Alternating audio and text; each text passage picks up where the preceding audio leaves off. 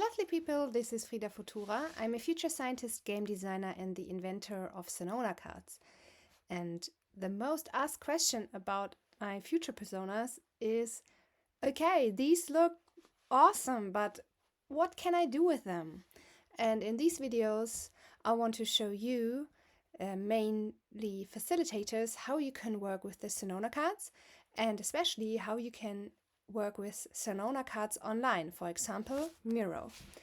What I did here on this Miro board is that I posted all of the 50 persona cards as PNGs here on this board. And a cool exercise you can do as Icebreaker, for example, is to ask people to take a closer look at all of these 50 images. Let's just zoom in a little bit. Yeah, a lot to look at. And then intuitively choose one of them and later talk about why you chose it. So for example, today I'm going to go for this card.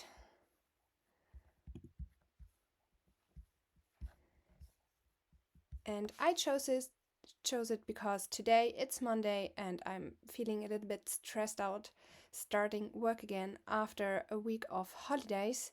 And this nun I see here looks so serene that it makes me calmer. Okay, so you could do this, like you see, only talking about the images. But if you want to dive into the more content part of the cards, which is the persona description, what I mostly do is I hide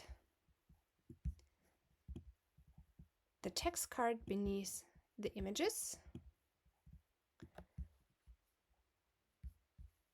like here. And then after people have chosen a card they like, you can also ask them to put this Scenona graphic card aside and read through the card,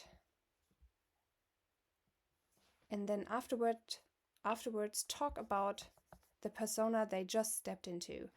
But I'm going to make more specific videos about these different activities with Scenona Cards, so stay tuned and have a look at the other videos, and I'm happy you're here.